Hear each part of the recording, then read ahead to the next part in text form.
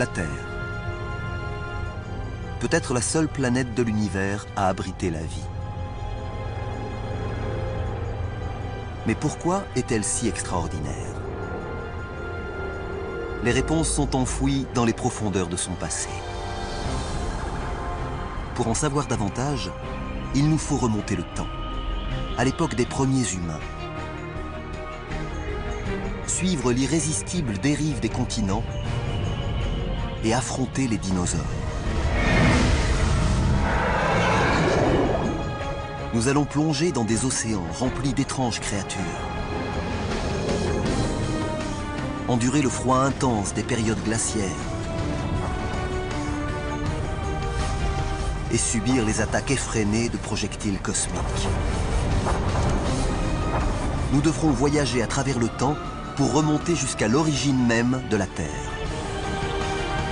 Nous pourrons alors reconstituer l'histoire incroyable de notre planète pour comprendre comment et pourquoi le monde est ce qu'il est, tel que nous le connaissons.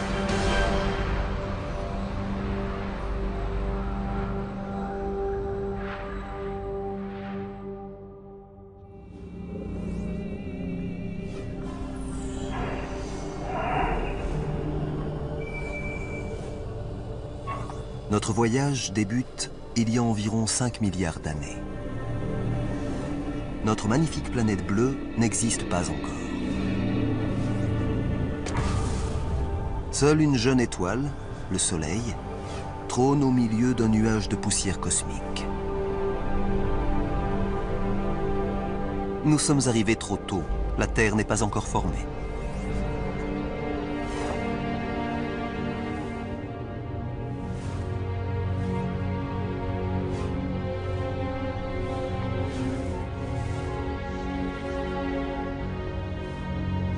Au fil du temps, la poussière se réunit sous l'effet des forces de gravitation pour former de petits morceaux de roche. Aussi inconcevable que cela puisse paraître, cette accumulation de matière va engendrer un objet aussi complexe qu'une planète.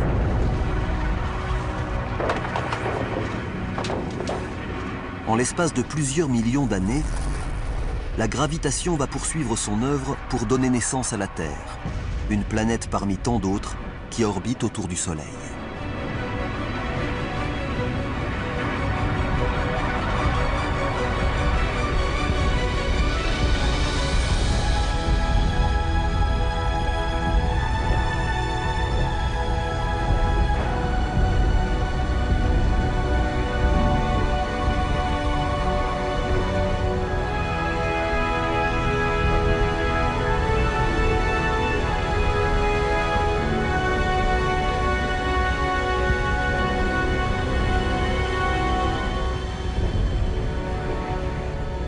Il y a 4,540 milliards d'années, notre planète a des allures de brasier infernal.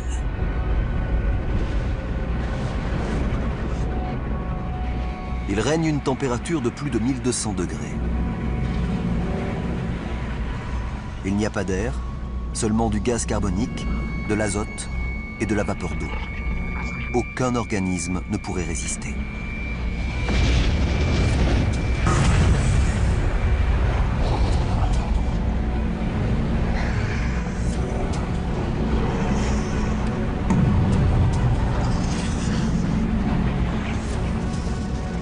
La Terre n'est encore qu'une protoplanète, constituée de roches en fusion. Dépourvue de surface solide, elle n'abrite qu'un vaste océan de lave.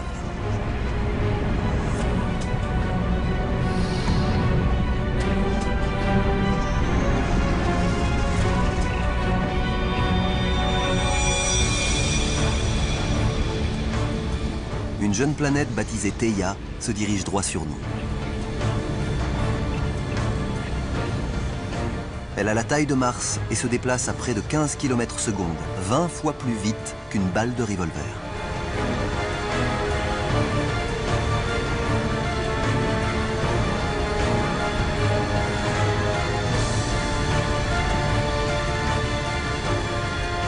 La force de gravitation de ce corps céleste déforme la surface de la Terre.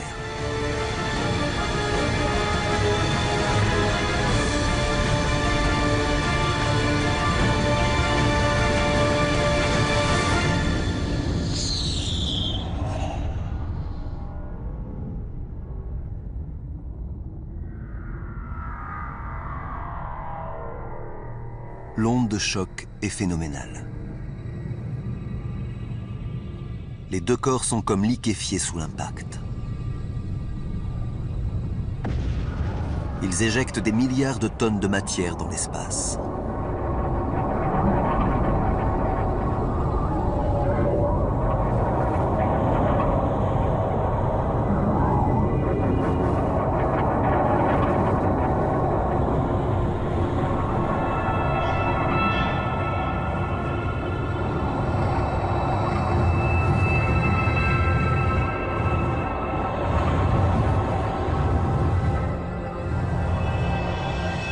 Mais en moins d'un siècle, la force de gravitation rassemble les débris en un anneau de poussière incandescent qui entoure la Terre.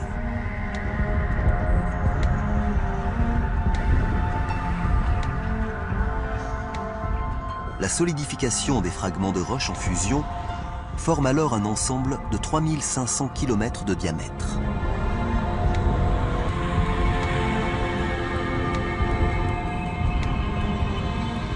Notre Lune est en train de naître. Elle gravite bien plus près de la Terre qu'aujourd'hui, à peine 22 000 km au lieu de 400 000 actuels.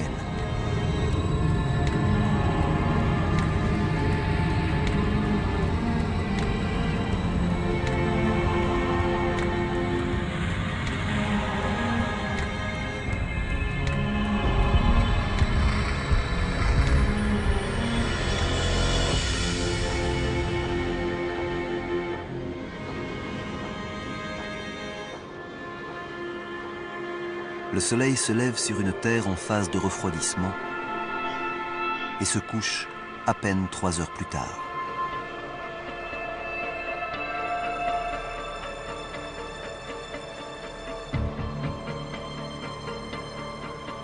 L'impact a accéléré la rotation de la Terre. À ce stade, une journée ne dure que 6 heures. Mais sa lente évolution se poursuit. Pour mieux comprendre comment notre planète s'est formée, il faut avancer de plusieurs millions d'années.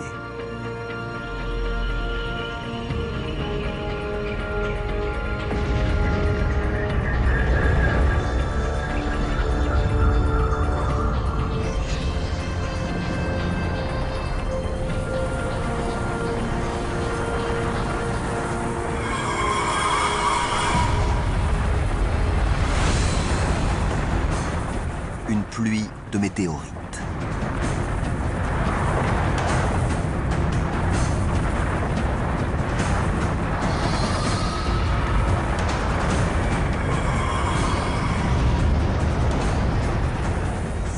Il y a 3,9 milliards d'années, des débris issus de la formation du système solaire s'abattent sur la Terre.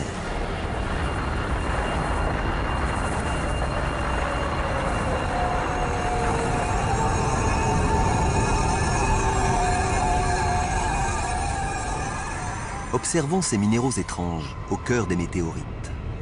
Ils ressemblent à des cristaux de sel, le même que l'on saupoudre sur nos aliments. Chacun d'entre eux renferme de minuscules gouttelettes d'eau.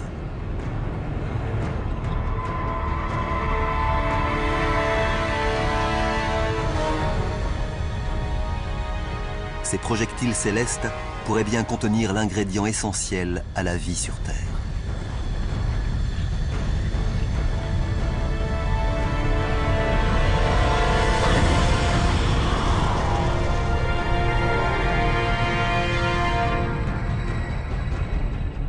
Chaque météorite ne contient qu'une quantité infime d'eau. Mais il s'agit d'un bombardement qui va durer 20 millions d'années. Des flaques se forment et l'eau s'accumule sur le sol ferme.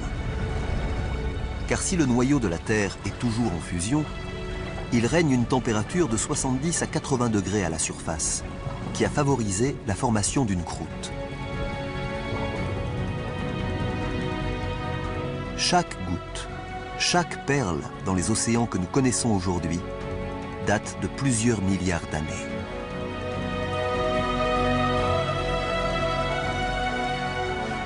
Elles ont parcouru des millions de kilomètres avant d'atteindre la Terre.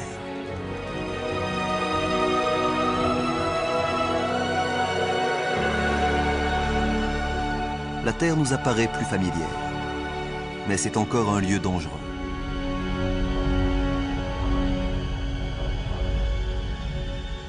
La force des vents dépasse sans doute celle de nos ouragans les plus destructeurs.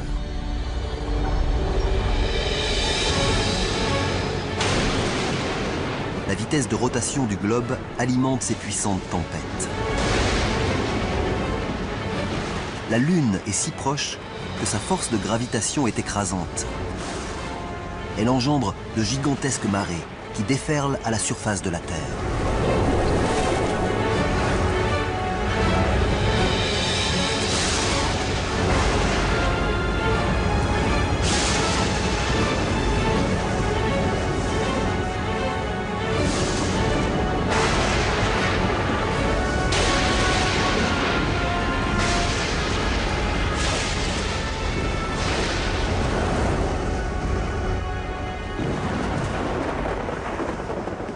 Mais au fil du temps, la Lune s'éloigne, la houle s'atténue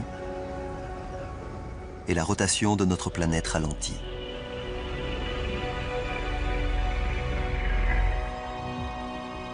« 700 millions d'années après sa naissance, la Terre est recouverte d'eau.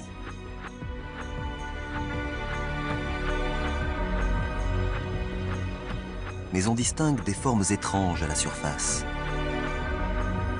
Ce sont de petits îlots rocheux qui semblent venir de nulle part.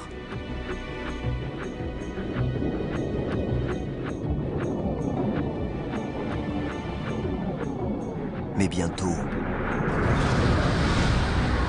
de la roche en fusion surgit de la croûte terrestre et jaillit de l'océan. Avec le temps, la lave refroidit et forme une île volcanique. Par la suite, elles se rejoindront pour former les premiers continents.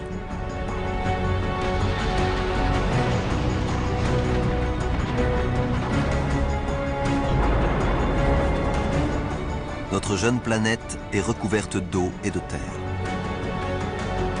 Elle commence à ressembler à celle que nous connaissons aujourd'hui. Mais l'atmosphère est toxique et la chaleur bien trop élevée pour que la vie s'y développe.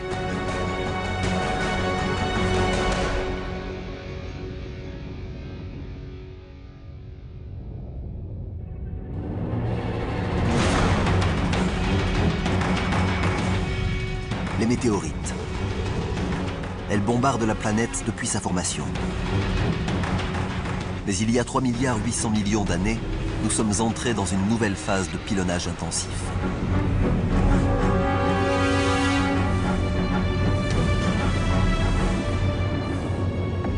Elles qui ont déjà apporté des molécules d'eau contiennent cette fois autre chose.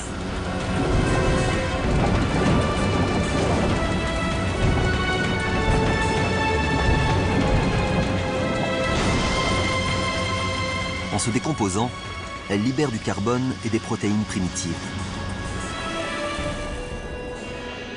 Ces minéraux venus des profondeurs de l'espace échouent ainsi dans nos océans.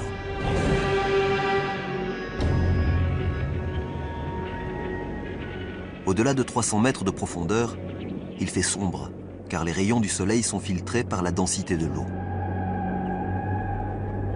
Et la température est glaciale.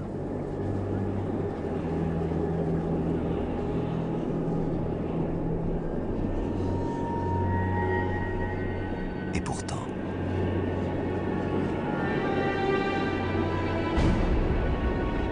cette cité de cheminées sous-marines n'est pas un mirage.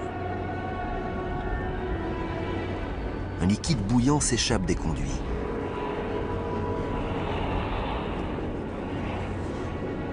En s'infiltrant à travers des crevasses dans la croûte terrestre, l'eau de mer se réchauffe et se charge en minéraux et en gaz.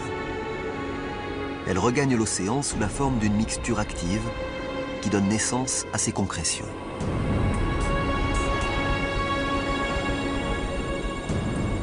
Si l'on ajoute tous les minéraux et les éléments issus des météorites, l'océan ressemble désormais à une soupe chimique. Il est impossible de déterminer quand et comment cela s'est produit, mais ces différents composants se sont assemblés pour créer la vie. L'eau est maintenant saturée d'organismes microscopiques. Ces bactéries monocellulaires sont les plus anciennes formes de vie sur Terre.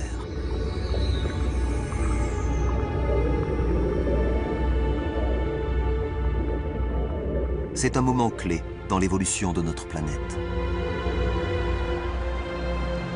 La vie microscopique se développe.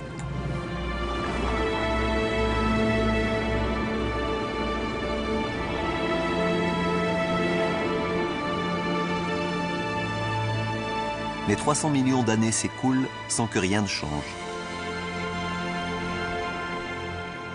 Le processus évolutif s'est bloqué.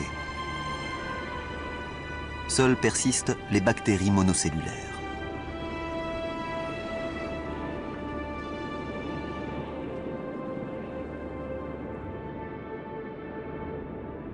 Pour trouver des formes de vie plus complexes, il faut faire un nouveau bond dans le temps et remonter jusqu'à 3,5 milliards d'années dans un océan peu profond.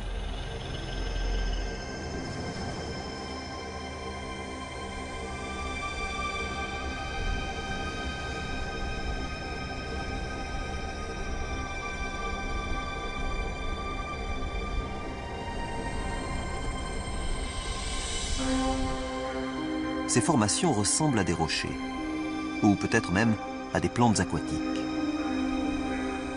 Elles semblent émerger du sol marin.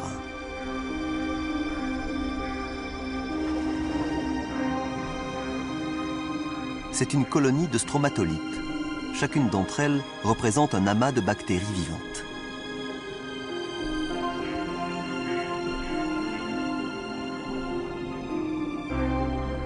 Comme par magie, ces bactéries transforment la lumière solaire en nourriture.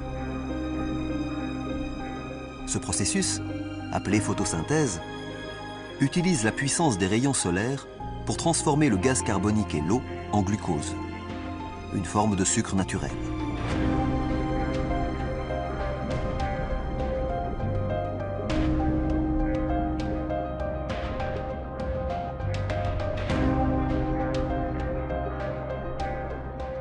Et cette métamorphose libère un produit dérivé, un gaz, l'oxygène. Lentement, les stromatolites remplissent l'océan d'oxygène.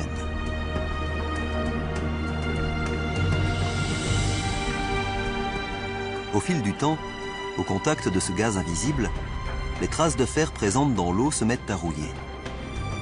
Les particules de rouille se déposent sur le fond marin pour former de la roche ferrugineuse, une matière minérale que l'homme utilisera plus tard dans la construction de ponts, navires ou gratte-ciel.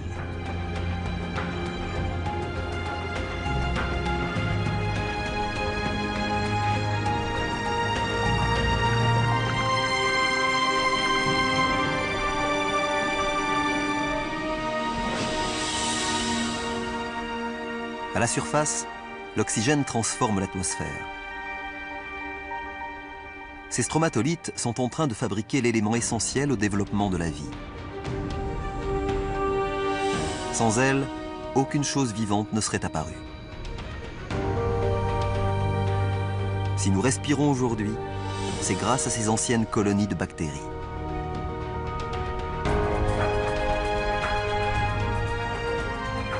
Au cours des 2 milliards d'années qui suivent, le niveau d'oxygène continue d'augmenter.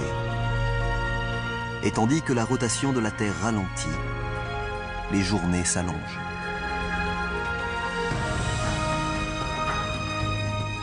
À présent, elles durent environ 16 heures.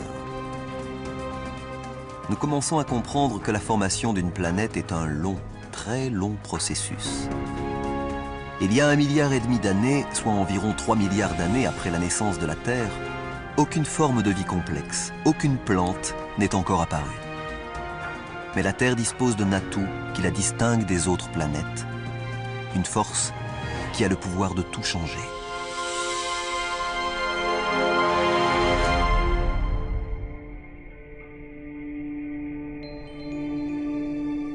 Notre planète.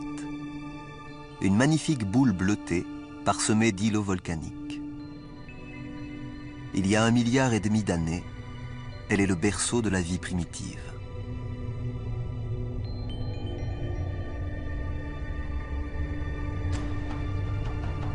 Au cours des millions d'années qui suivent, les îlots commencent à se déplacer. Au fond des océans, la croûte terrestre s'est fragmentée en vastes plaques, dites tectoniques. Plus en profondeur, le noyau de la Terre est toujours en action. Il y règne une température supérieure à celle de la surface du Soleil. La chaleur est si intense qu'elle génère des mouvements dans le manteau terrestre, qui entraînent la mobilité des plaques tectoniques et des océans à travers le globe. Plusieurs millions d'années s'écoulent. Vue en accéléré, notre planète paraît active, changeante, en un mot, vivante. 400 millions d'années plus tard, un vaste continent se forme, Rodinia.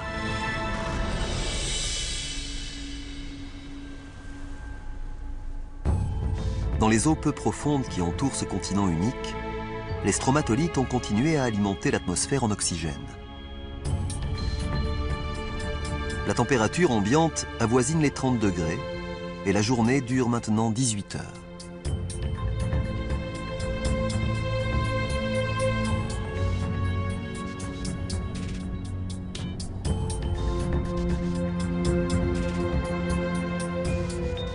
Mais cette planète ressemble davantage à Mars qu'à la Terre. Pour voir émerger la vie, il nous faut encore avancer dans le temps.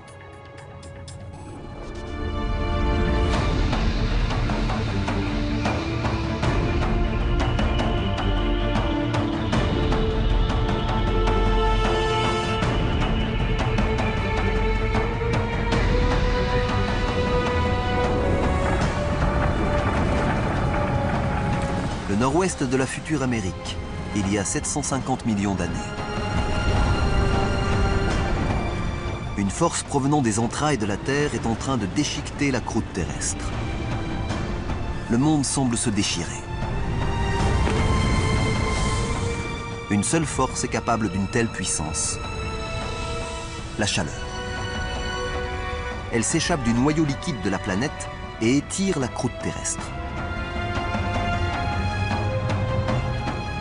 Centimètre par centimètre, année après année, le vaste continent unique se scinde en deux.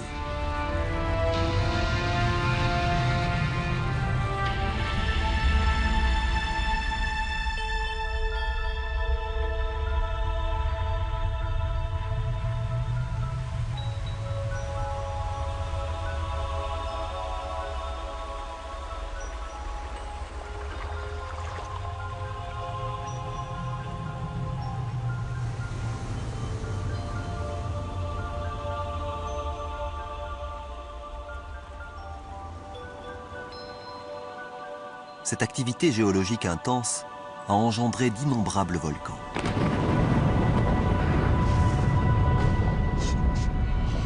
Les éruptions répandent de grandes quantités de dioxyde de carbone dans l'atmosphère.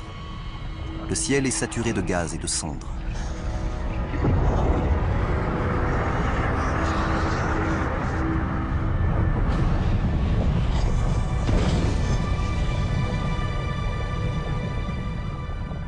Au contact de l'eau, le dioxyde de carbone donne des pluies acides. À la surface de la Terre, la roche, très exposée en cette période d'activité géologique extrême, s'imprègne du gaz carbonique charrié par les pluies acides.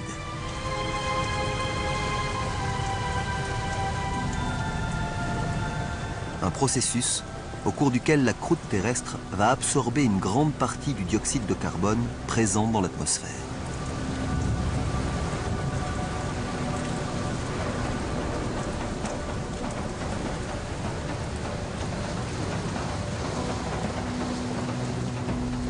Le déficit de gaz carbonique dans l'atmosphère empêche la planète de retenir la chaleur du Soleil. En l'espace de quelques milliers d'années, la température du globe chute jusqu'à moins 50 degrés.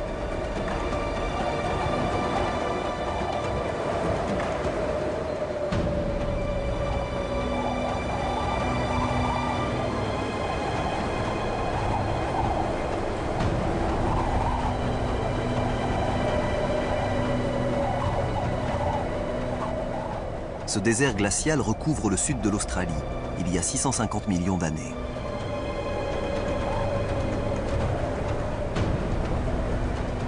Il témoigne d'une phase que certains scientifiques appellent la Terre boule de neige, au cours de laquelle la planète aurait connu la plus longue période glaciaire de son existence. Une épaisse couche se forme. Rien ne peut l'arrêter. La formation de la glace favorise la réflexion de la lumière émise par le Soleil, ce qui accélère le processus de glaciation du globe. Au nord, une seconde couche se forme, tout aussi imposante.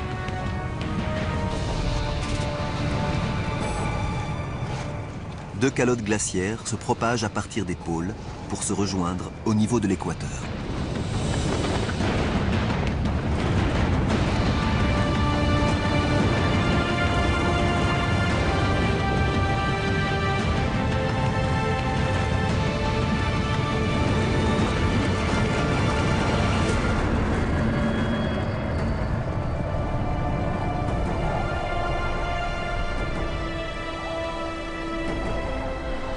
À présent, une couche de 3 km d'épaisseur recouvre toute la planète.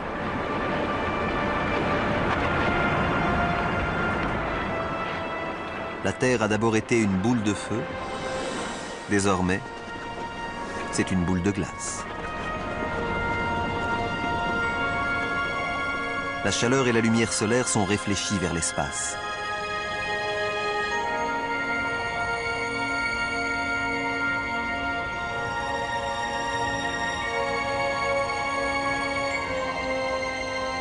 Rien, pas même le Soleil, ne semble pouvoir sauver notre planète.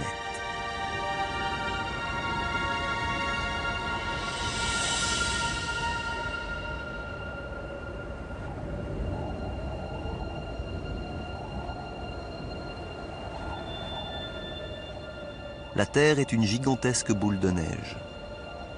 Il y a 635 millions d'années, la glace recouvre le globe pendant près de 15 millions d'années. Mais rien n'est éternel et la Terre va se réchauffer. La vie aura-t-elle survécu? La surface du globe est gelée, mais son noyau est toujours plus chaud que la surface du Soleil.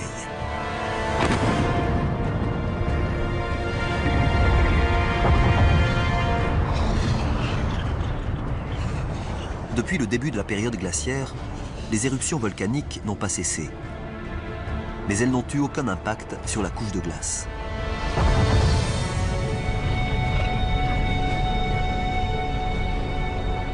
Au fil des éruptions, des milliards de tonnes de gaz carbonique se répandent dans l'atmosphère. Avant la grande glaciation, la roche de la croûte terrestre en absorbait la plus grande partie. Mais maintenant que le sol est recouvert de glace, le gaz se répand dans l'atmosphère.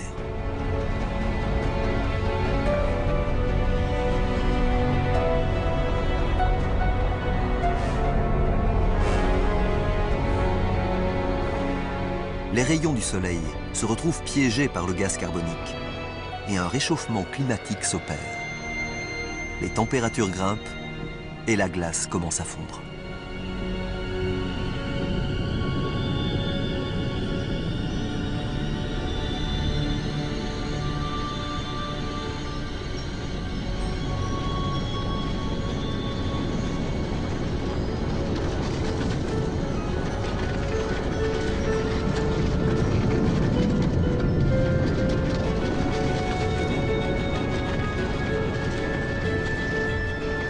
Les scientifiques supposent qu'au cours de cette longue période glaciaire, le poids de la couche de glace a affaissé la croûte terrestre. Lorsque la calotte glaciaire se met à fondre, le sol tend à se redresser, se fragilise et laisse émerger de nombreux volcans. Le dioxyde de carbone libéré par les volcans contribue au réchauffement global.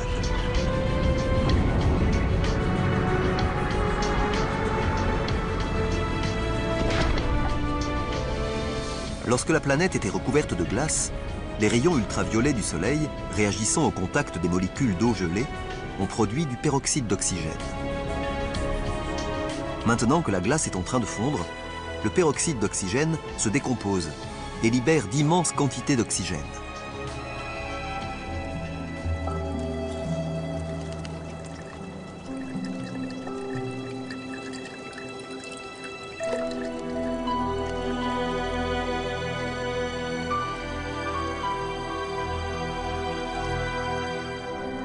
Avec autant d'eau, les conditions propres à l'émergence de la vie sont idéales.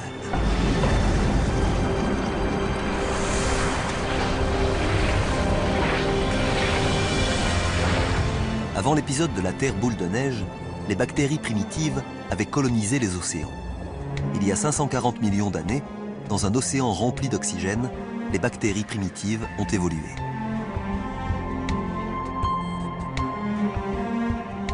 Une faible quantité a survécu à la glaciation, car le fond marin est couvert de plantes.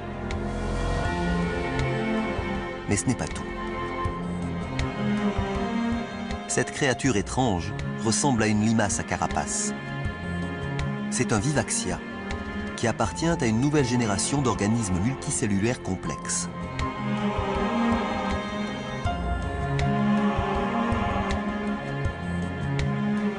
Nous entrons dans l'une des périodes les plus dynamiques de l'histoire de la Terre, celle de l'explosion cambrienne. L'augmentation du taux d'oxygène permet aux créatures d'accroître leur masse et de développer un squelette osseux. Il y a des vers, des éponges et ces créatures mobiles, des trilobites. Ce sont de lointains ancêtres des insectes, des homards et même des scorpions.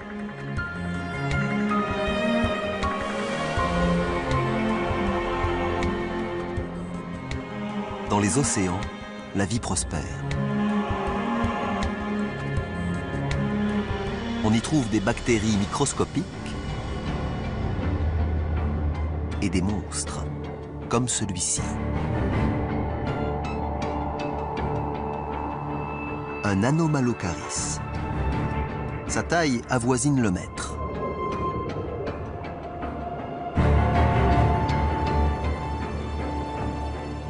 Il dispose de grands yeux, de dents acérées et de membres antérieurs.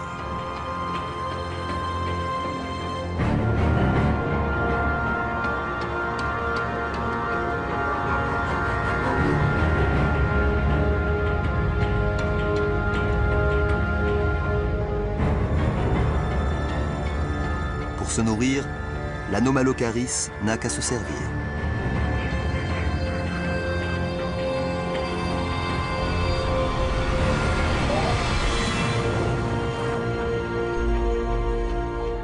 Le trilobite est incapable de se rétablir. Sa carapace ne protège pas son abdomen.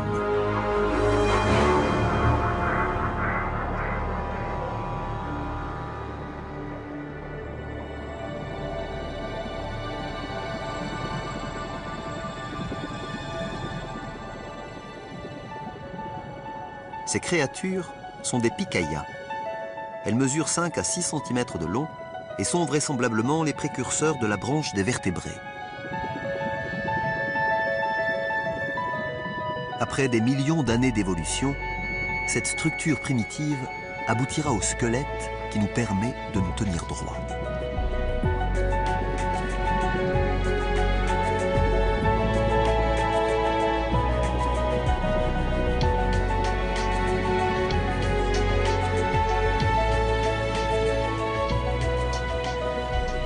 En plongeant dans l'océan, nous ne pensions trouver que les vestiges de la vie. Mais nous avons découvert un monde prospère et vivant, colonisé par les trilobites et autres Anomalocaris. Petit à petit, les créatures prennent des formes familières.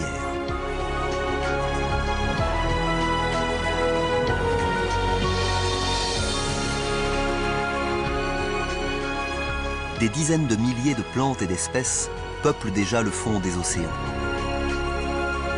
Cette fois, l'offensive de la vie semble inéluctable.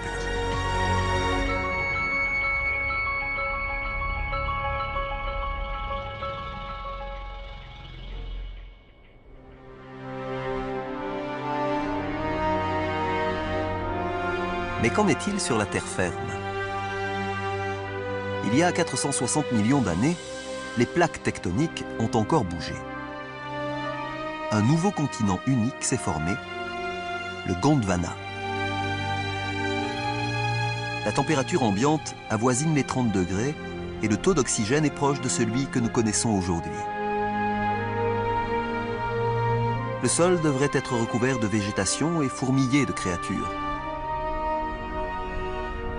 Mais hormis quelques algues, c'est une terre aride qui s'étire à perte de vue.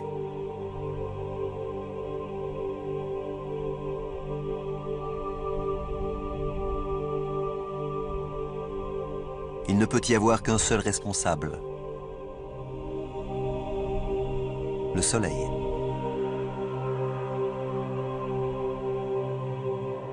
Ses rayons meurtriers martèlent la surface. La vie complexe que nous avons observée dans l'océan n'a aucune chance de s'épanouir sur la terre ferme. Mais à une cinquantaine de kilomètres d'altitude, là où les rayons du soleil pénètrent dans l'atmosphère, un phénomène étrange est en train de se produire. Au contact du rayonnement solaire, l'oxygène se transforme en ozone, un gaz qui forme une couche autour du globe et absorbe les rayons mortels du soleil. Au cours des 120 millions d'années qui suivent, la couche d'ozone s'épaissit, protégeant davantage notre planète des rayons solaires. Sans cette couche salutaire, la vie n'existerait pas à la surface de la Terre.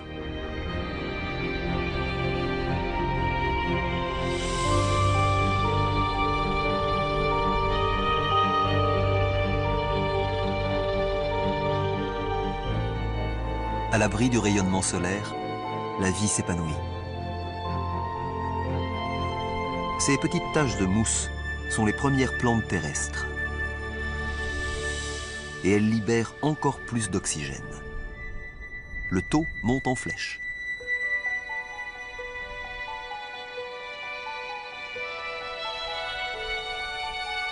Nous sommes il y a 375 millions d'années.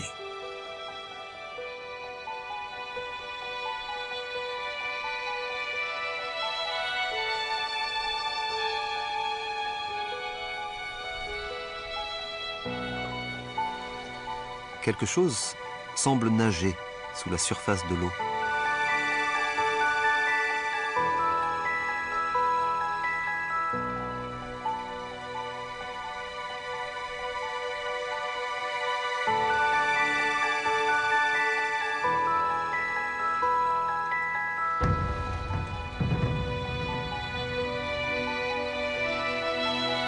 C'est un poisson étrange, un tiktaalik.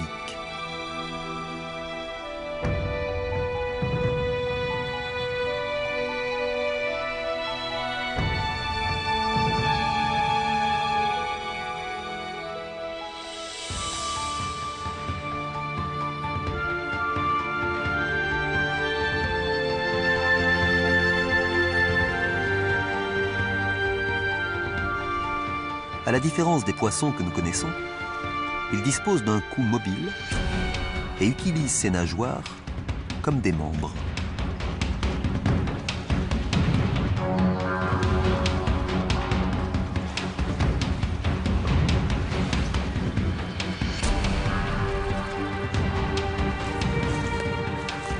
Cette créature est capable de se mouvoir hors de l'eau, là où la végétation est en pleine expansion. Ces animaux appartiennent à la catégorie des tétrapodes. Au cours des 15 millions d'années qui suivent, ils développent des membres plus robustes, passent davantage de temps hors de l'eau et finissent par coloniser la Terre. C'est à partir de créatures comme celle-ci que tous les vertébrés à 4 membres vont se développer. Les dinosaures, les oiseaux, les mammifères et enfin l'homme.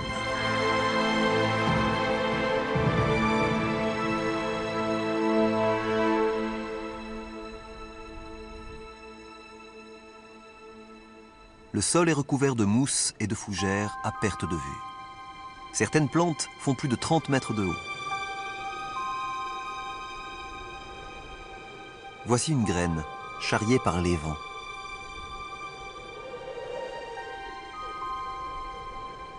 Jusqu'alors, les plantes se reproduisaient à l'aide de spores, des particules monocellulaires qui nécessitent beaucoup d'eau pour croître et survivre. Mais cette graine est à des kilomètres de tout point d'eau. Elle doit disposer de ses propres réserves pour se développer.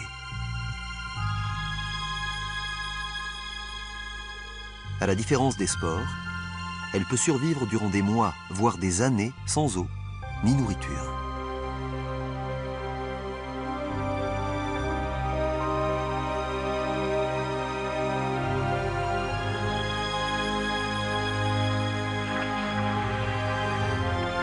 Cette modeste graine répand la vie à travers le globe. Et tous ces arbres et ces plantes libèrent encore davantage d'oxygène.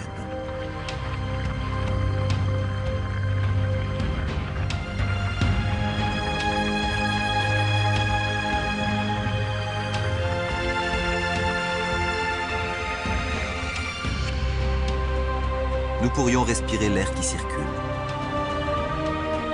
Nous pourrions vivre ici, maintenant.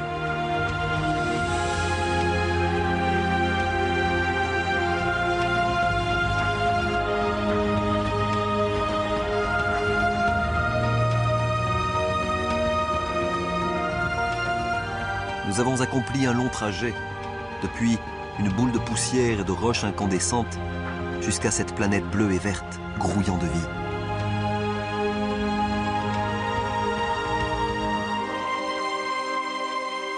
Il n'y a pas encore d'humains, mais il y a des poissons, des plantes et cette créature. Une libellule. Une libellule de la taille d'un aigle. Cette géante s'appelle Meganeura. Au fil de l'évolution, ses membres se sont transformés en ailes, lui permettant d'étendre son territoire de chasse.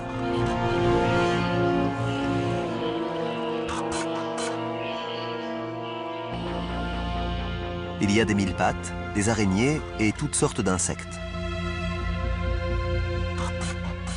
Ces créatures, des arthropodes, sont parmi les premières à avoir colonisé la terre ferme il y a 400 millions d'années.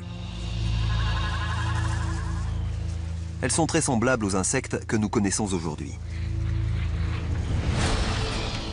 À une différence près, elles sont gigantesques.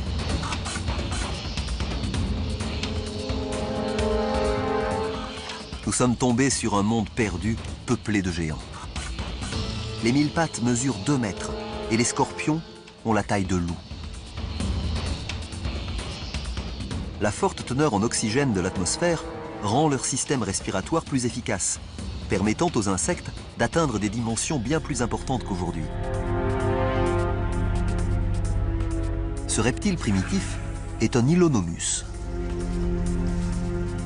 Les créatures que nous avons vues jusqu'à présent pondaient leurs œufs en milieu aquatique. Mais ces œufs contiennent toute l'eau et les substances nutritives nécessaires au développement de l'Hylonomus.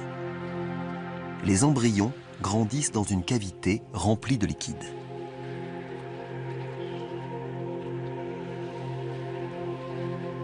L'œuf constitue une avancée décisive dans le cycle de l'évolution.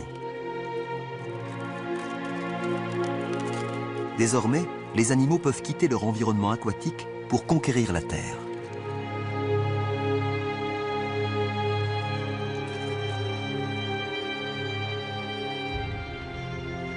Ce bébé Hylonomus va ouvrir la voie.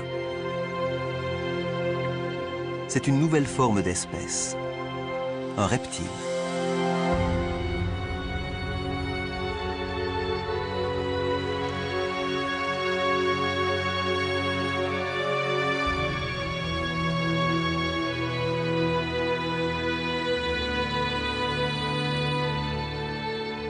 La vie débouche inévitablement sur la mort. D'énormes quantités de matière végétale s'accumulent sur le sol et se décomposent pour former des couches denses et humides. Au terme de dizaines de millions d'années, la roche viendra recouvrir ces couches. Sous l'effet combiné de la chaleur du noyau de la Terre et de la pression des roches en surface, le lit de plantes mortes se transforme en veine de charbon. Aujourd'hui, chaque morceau de charbon que nous consumons pour chauffer nos maisons et alimenter nos centrales électriques est constitué de végétaux morts il y a 300 millions d'années.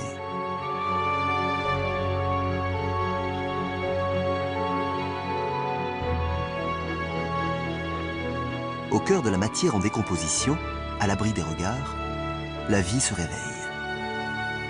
Bientôt, les graines germeront, les plantes pousseront et ces sols renaîtront de leurs cendres. La vie semble avoir conquis la planète.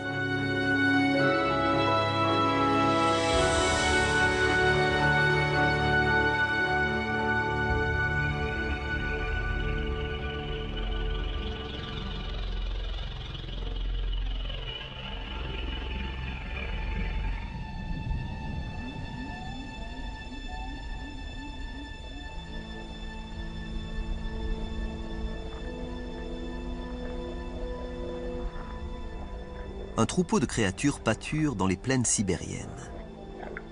Ce ne sont pas des dinosaures. L'espèce n'apparaîtra pas avant une vingtaine de millions d'années. Mais ce sont de grands animaux. L'évolution a fait un gigantesque pas en avant et les petits lézards que nous avons aperçus plus tôt sont devenus des reptiles géants. Ceux-là sont des scutosaures, les parents éloignés des tortues.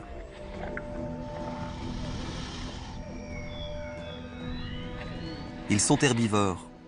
Et si les herbivores ont l'air si robustes, les carnivores doivent être monstrueux.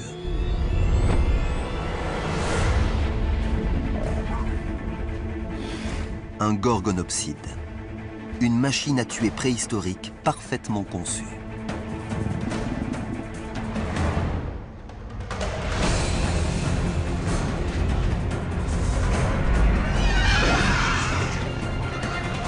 Ses dents en forme de sabre ont blessé le scutosaure.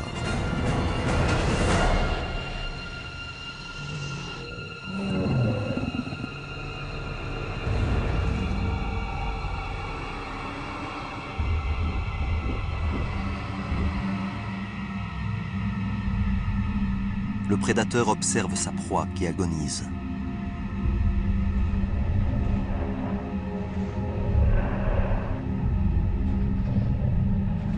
Il s'apprête à lui donner le coup de grâce quand quelque chose d'étrange se produit. Le sol se met à trembler.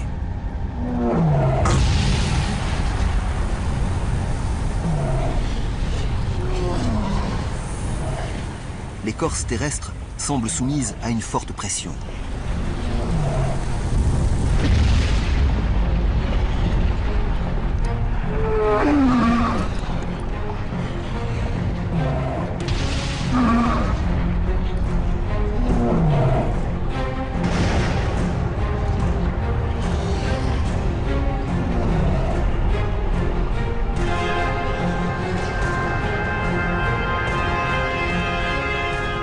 De la lave jaillit à la surface et inonde le paysage tout entier.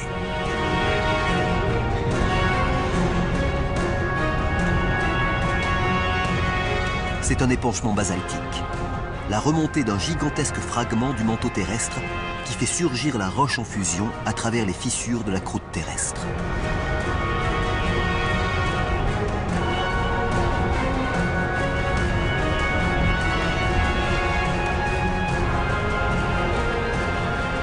La surface de la Terre se transforme en brasier infernal.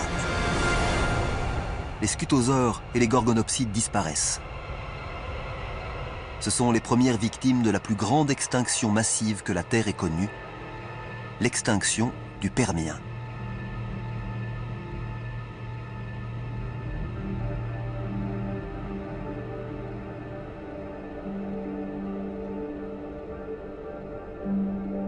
De l'autre côté du continent Gondwana, c'est comme si rien ne s'était passé.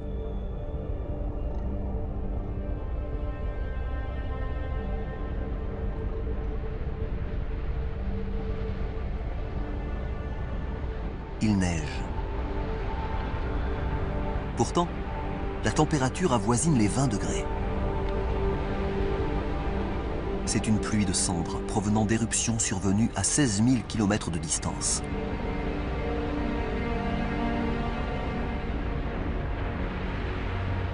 Les cendres brûlent, asphyxient et tuent les animaux aux quatre coins du globe.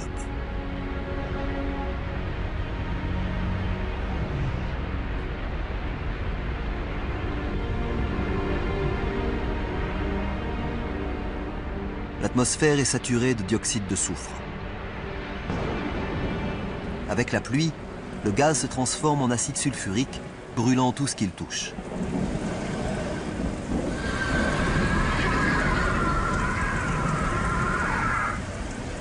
Le phénomène qui paraissait localisé est en train de s'étendre à l'ensemble de la planète.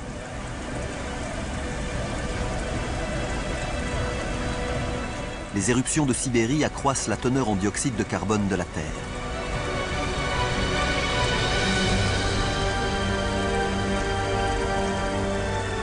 L'atmosphère se réchauffe, l'eau s'évapore et la végétation meurt. La vie, qui semblait enfin avoir pris pied sur notre planète, est en train de s'éteindre.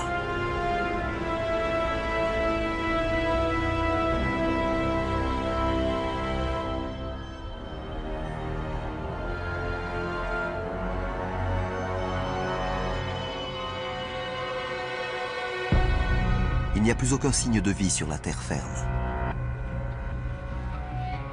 Mais dans les océans, que se passe-t-il? La mer devient rose.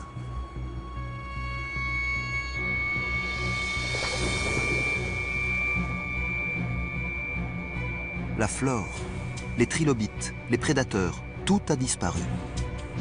Tout, à l'exception de ces algues roses. La hausse des températures atmosphériques a dû réchauffer les océans et les priver d'oxygène. À présent, rien ne peut survivre dans ces eaux stagnantes, hormis les algues. Les éruptions sibériennes sont en train de transformer la planète entière. Rien, pas même le fond des océans, n'est à l'abri.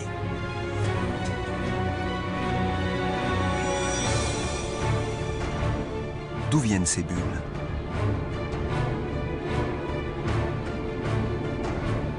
Ce n'est pas de l'oxygène, mais du méthane qui s'échappe de vastes nappes emprisonnées sous le fond marin. Le méthane est un gaz à effet de serre au moins 20 fois plus mortel que le dioxyde de carbone. Jusque-là, il était solidifié sous forme de glace, mais avec le réchauffement des océans, celle-ci se met à fondre.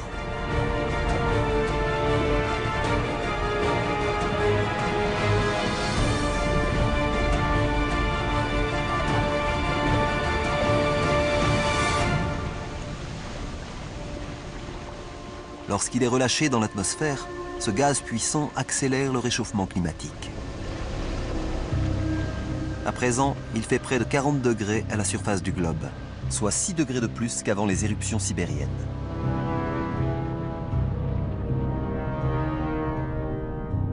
Cette fois, même les créatures qui ont réussi à survivre sont condamnées.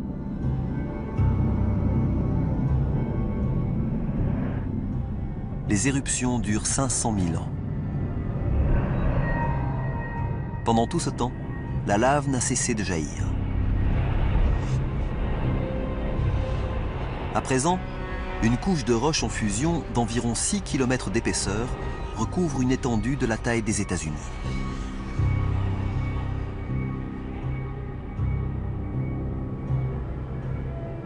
« 95% de la faune et de la flore sont décimées. Une poignée de créatures ont réussi à survivre enfouies sous terre. Elles se nourrissent de ce qu'elles trouvent.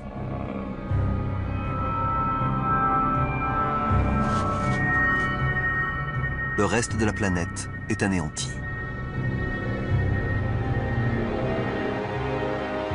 Il y a 250 millions d'années, nous sommes revenus à la case départ, sur une planète sans vie. Ou presque.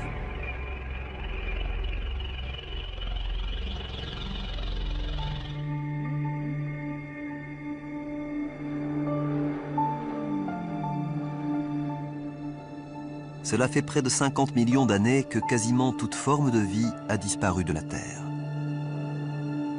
La planète est transformée.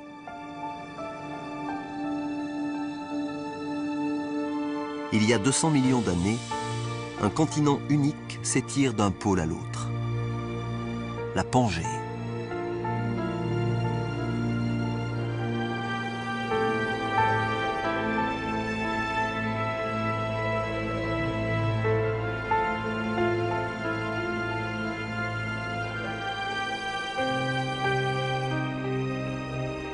La planète se remet tout juste de l'extinction massive du Permien. Les températures se stabilisent, les pluies acides ont cessé et la végétation réapparaît.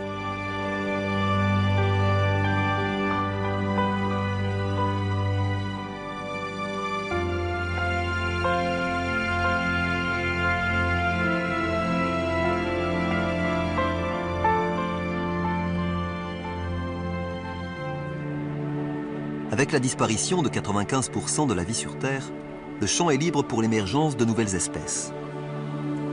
Et notamment pour l'une d'entre elles qui va dominer la planète comme nulle autre auparavant.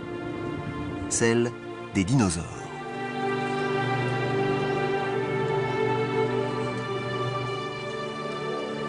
Voici l'Amosaurus. Comme tous les autres dinosaures, il descend des rares reptiles qui ont survécu à l'extinction permienne. Mesurant environ 4,50 m de haut, c'est une créature lente et vulnérable.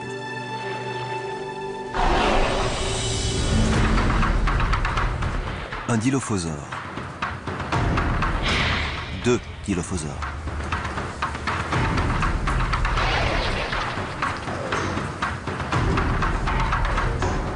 Ils sont plus petits et rapides.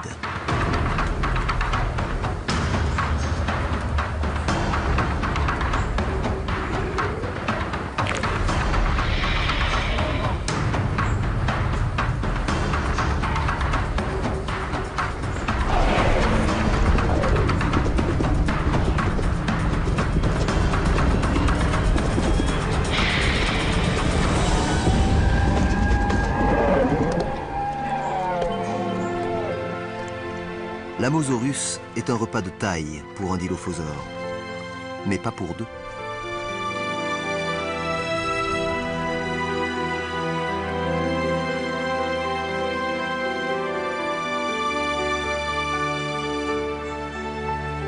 Les dinosaures ont repeuplé la Terre. Mais aucune espèce ne parvient à apprivoiser cette planète instable et agitée.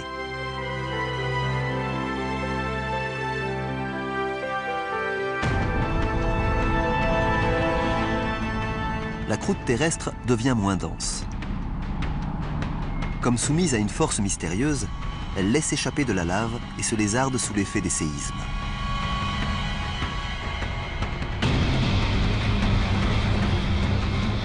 Le phénomène se produit le long de ce qui deviendra la côte est de l'Amérique du Nord.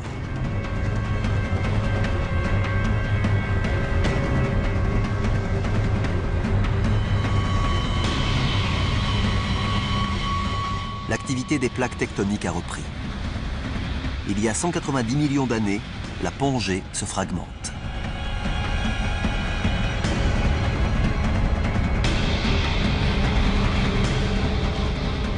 Une gigantesque plaque continentale s'est détachée, ouvrant un abîme dans lequel se forme un nouvel océan, la Thétis, au-dessus de ce qui deviendra plus tard le Moyen-Orient. Les courants charrient les substances nutritives vers les eaux côtières qui bordent le littoral de ce qui sera l'Arabie Saoudite, l'Irak et l'Iran.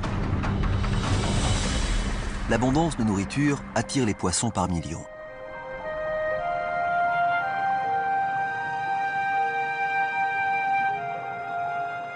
Lorsque le cycle de la vie prend fin, les poissons morts tapissent les fonds marins.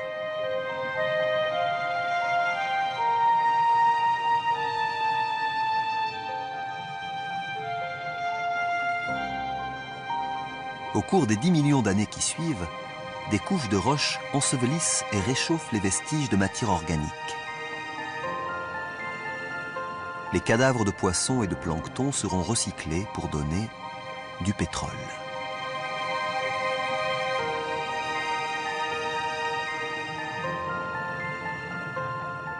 l'essence qui alimente nos voitures, chaque morceau de plastique, la peinture sur nos murs, la moquette sous nos pieds, tous ces produits sont issus de ce processus.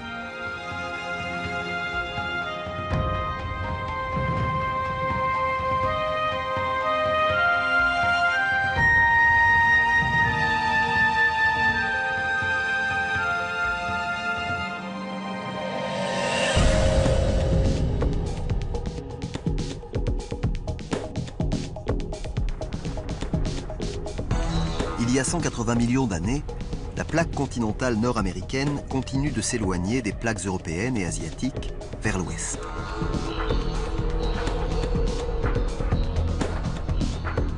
Cette progression est lente, environ 2,5 cm par an. Mais si l'on accélère le temps, on assiste à la formation d'un nouvel océan et de nouveaux continents. Montréal s'éloigne de Marrakech et New York de l'Afrique occidentale. Le gouffre qui sépare les deux continents se remplit pour donner naissance à un vaste océan, l'Atlantique. Dans cet océan, de nouvelles créatures voient le jour. Comme celle-là par exemple, un ichthyosaure. Leurs ancêtres reptiliens vivaient sur la terre ferme. Mais ils se sont adaptés au changement de la planète et ont développé des nageoires pour rejoindre l'océan Atlantique qui s'est tout juste formé. Celui-ci mesure 6 mètres de long. Il peut nager à une vitesse de 40 km/h.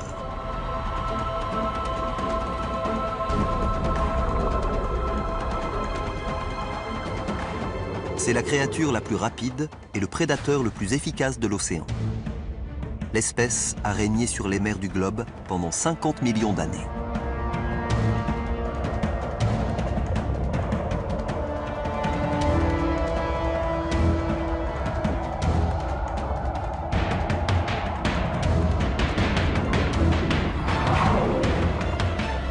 Mais à présent, un nouveau prétendant lui dispute sa couronne.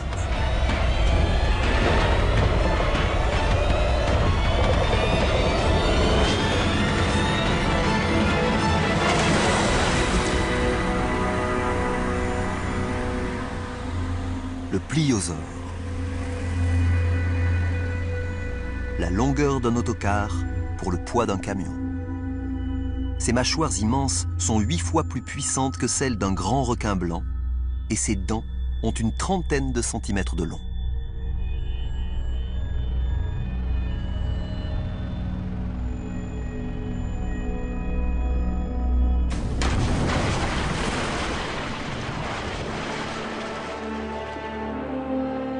Notre planète, comme les créatures qui y vivent, est méconnaissable. L'océan Atlantique a englouti ce qui était autrefois la terre ferme. C'est ici même que nous avions vu les Amosaurus paître et les Dilophosaures traquer leur proie. Le monde des dinosaures est peut-être différent, mais ces créatures se sont imposées comme aucune autre auparavant. Elles paraissent invincibles.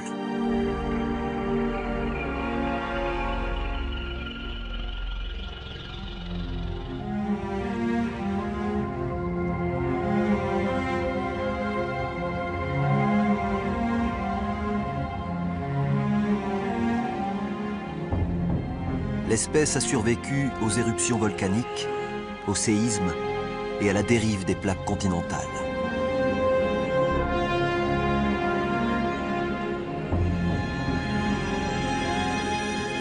Les dinosaures ont prospéré durant 165 millions d'années.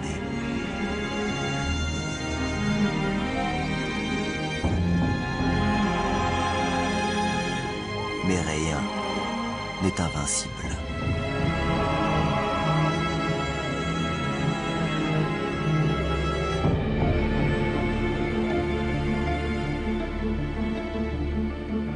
Un petit animal aux allures de musaraigne. Il descend des rares mammifères qui ont survécu à l'extinction massive survenue 185 millions d'années plus tôt. C'est aussi une proie pour les dinosaures. C'est pour cette raison que la plupart des mammifères vivent dans les arbres ou enfouis sous terre et ne s'aventurent à la surface qu'à la nuit tombée. Ils ne représentent aucune menace pour les dinosaures.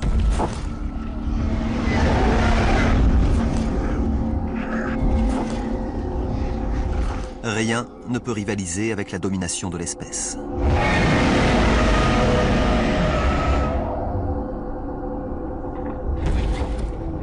Du moins, sur Terre.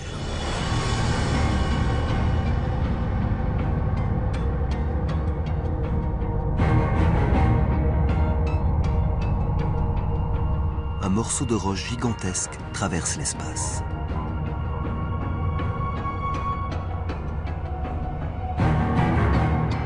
Cet astéroïde a un diamètre d'environ 10 km. Il est plus gros que le mont Everest.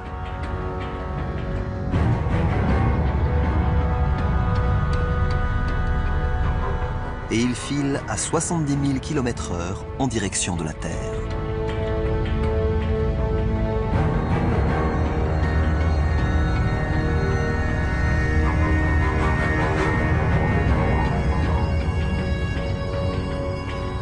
Il se dirige vers le golfe du Mexique, au large de la péninsule du Yucatan.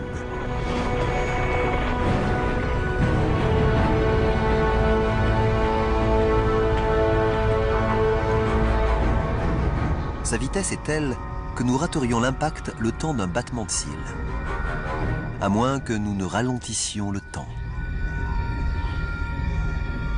En une fraction de seconde, le monde va changer pour toujours.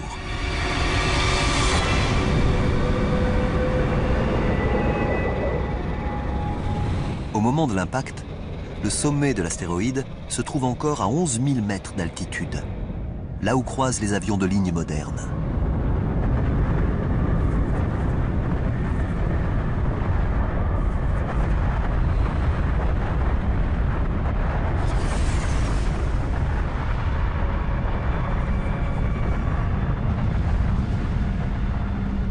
L'astéroïde percute le sol avec une puissance telle qu'il pulvérise tout ce qu'il touche et se vaporise instantanément.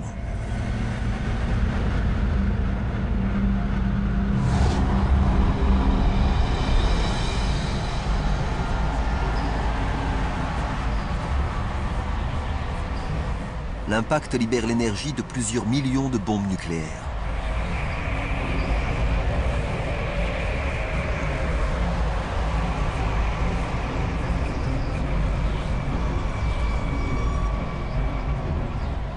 Rien n'est à l'abri, pas même en altitude. Certains de ces blocs de roche ont la taille de petites villes.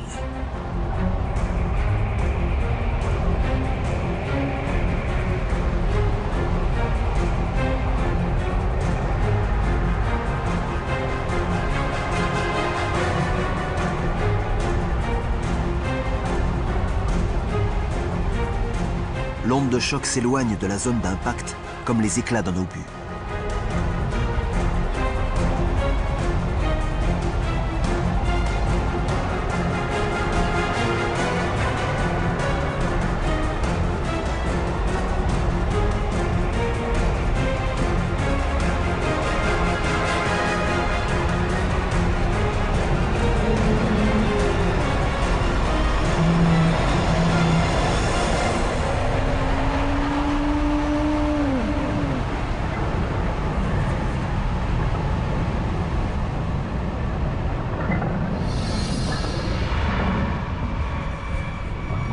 Quelques minutes après la collision, à des milliers de kilomètres de la zone d'impact, la Terre est bombardée de toutes parts.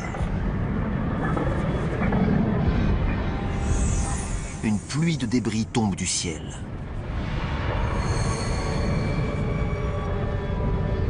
De puissants séismes secouent la planète.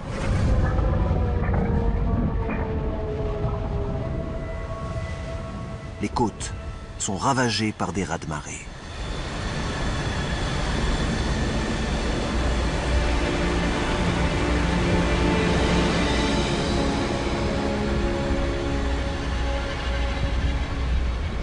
Mais l'assaut ne fait que commencer. Le panache de poussière et de roches en fusion se répand autour de la Terre. Le ciel s'embrase. À la surface du globe, la température grimpe jusqu'à 275 degrés. Au sol, la végétation s'enflamme.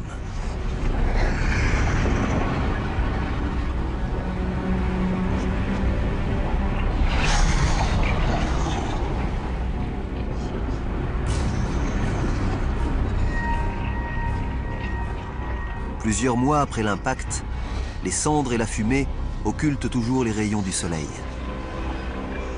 Privée de lumière, la végétation meurt, affamant la faune dont elle assurait la survie.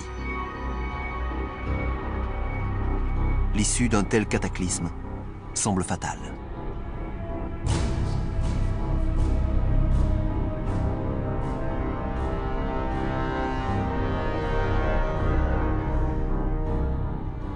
Il y a 65 millions d'années, l'impact d'un astéroïde a entraîné l'extinction des dinosaures.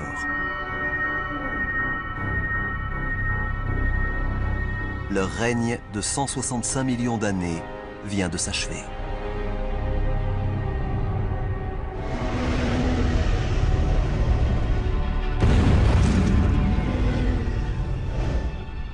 Mais la disparition des dinosaures représente une opportunité pour une autre espèce, les mammifères.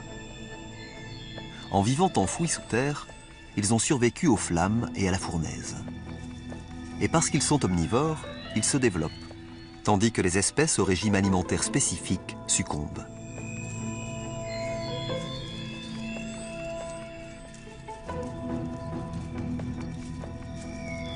Ce sont les héritiers improbables de la couronne des dinosaures.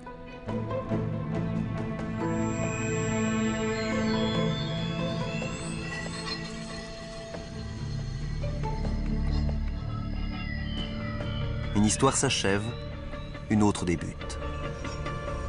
Qui sait, la disparition des dinosaures pourrait ouvrir la voie à nos ancêtres.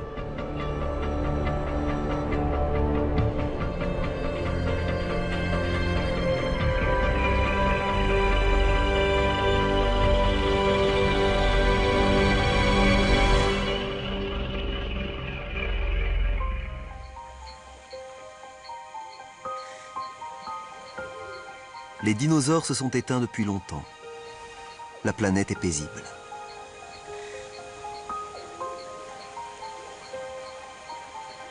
Dans ce nouveau monde, nos ancêtres mammifères évoluent.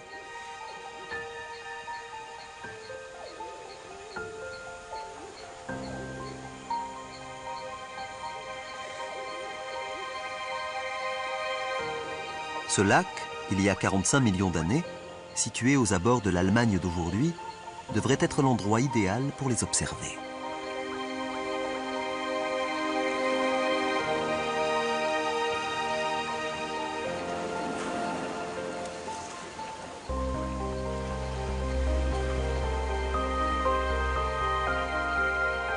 Celui-ci est différent des spécimens que nous avons vus auparavant. Ses yeux et son cerveau sont plus grands. Il se nomme Darwinius massilae, Ida, de son petit nom. Cette femelle ne nous ressemble pas, mais l'étude de son fossile, découvert en 1983, nous permet de penser que cette espèce de primate, aujourd'hui éteinte, a pu se développer pour donner les grands singes et enfin l'homme. Ce petit lémurien qui vivait il y a 47 millions d'années pourrait bien être l'un de nos premiers ancêtres connus.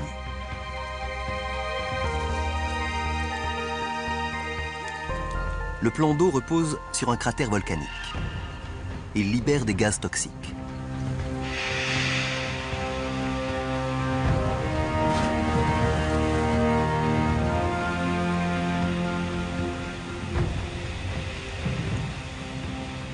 Le lac qui a tué Ida va la conserver dans ses eaux à faible teneur en oxygène. Un jour, quand l'eau aura disparu et qu'Ida sera fossilisée dans la pierre, nous découvrirons que ce primate primitif pourrait bien être à l'origine de notre propre histoire.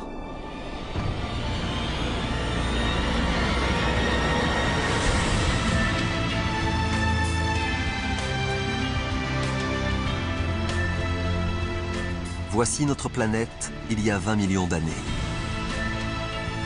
Chaque océan, chaque continent est à la même place qu'aujourd'hui. Il ne manque qu'un détail. L'homme.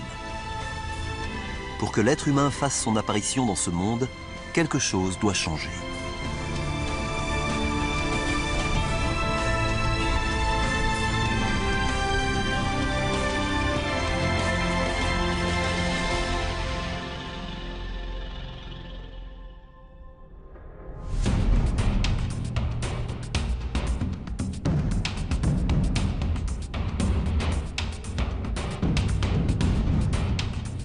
Le long de la côte orientale de l'Afrique, entre les plaques qui forment la croûte terrestre, un grand rift est en train de s'ouvrir.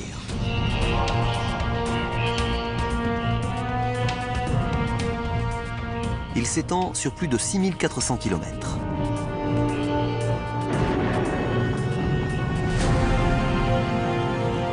Des montagnes émergent le long des zones de fracture.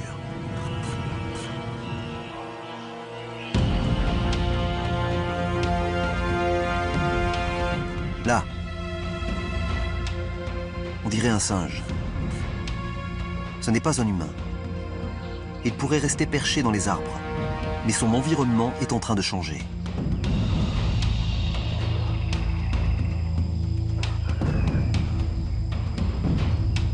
Les nouveaux massifs agissent comme un mur qui empêche la région de bénéficier de l'humidité provenant de l'océan Indien.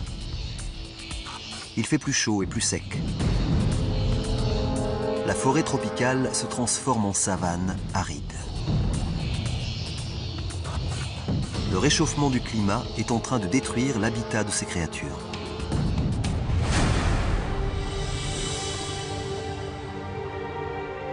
Elles doivent migrer pour chercher de la nourriture, ce qui implique de se redresser pour progresser sur deux pieds et parcourir de grandes distances.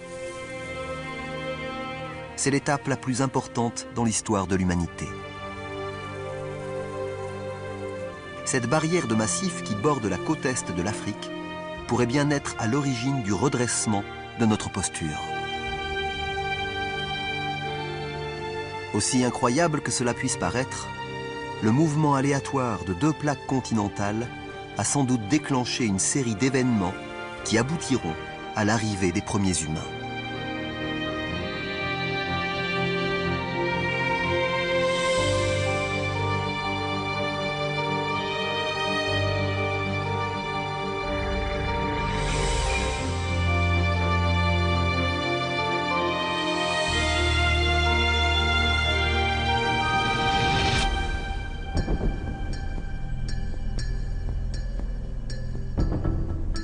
Un homme et un enfant.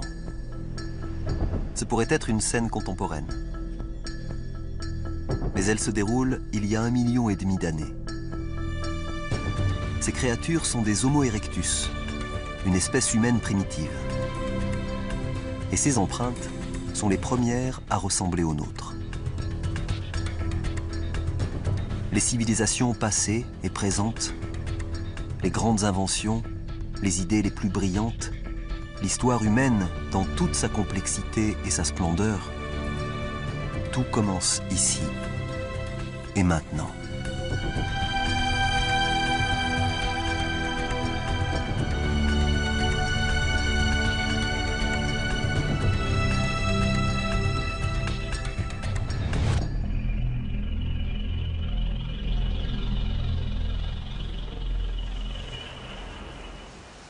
Le climat change à nouveau.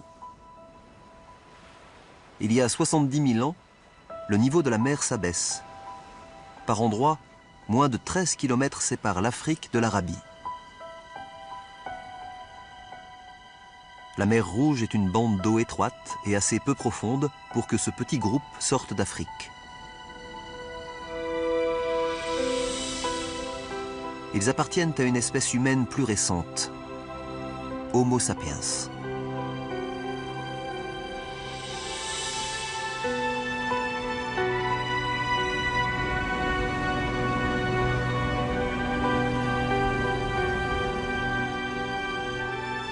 Le groupe a réussi la traversée. les scientifiques sont convaincus que chaque homme, femme et enfant né en dehors de l'Afrique descendent de ces 200 et quelques individus. Au fil du temps, nos ancêtres se multiplient et s'étendent à l'Inde, à l'Asie et à l'Europe.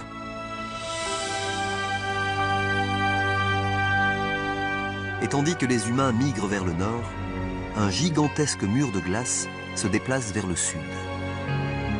Cette période glaciaire transforme la planète une fois de plus. En se retirant, les glaciers creusent d'immenses vallées qui se remplissent d'eau de fonte pour donner les grands lacs d'Amérique du Nord.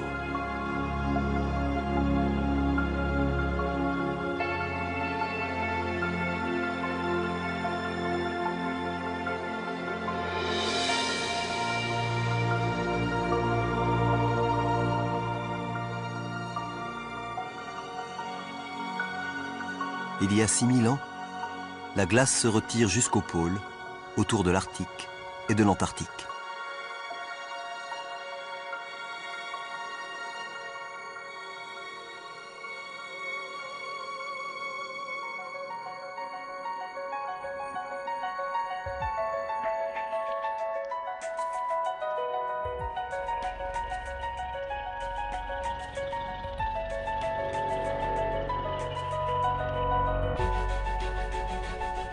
Après un voyage de 4,5 milliards d'années, nous sommes de retour chez nous.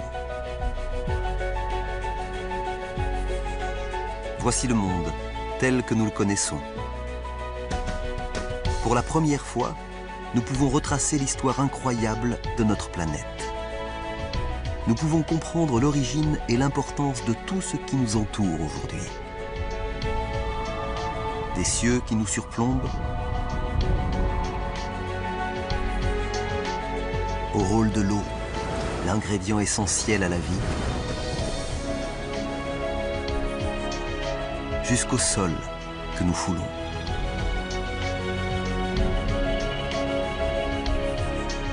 Et enfin la vie, résultat spectaculaire d'une chaîne de hasards, de coïncidences et de catastrophes.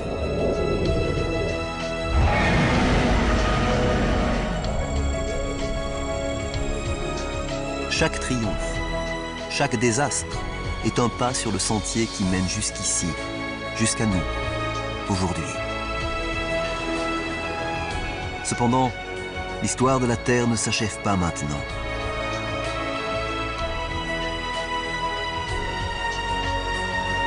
Il s'est passé beaucoup de choses, mais il en reste tant d'autres à venir.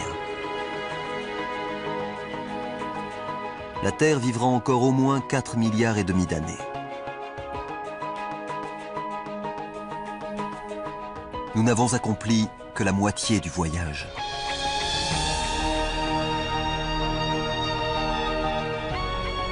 Imaginez quelle merveille, quelle frayeur, quelles créatures étranges attendent encore notre planète.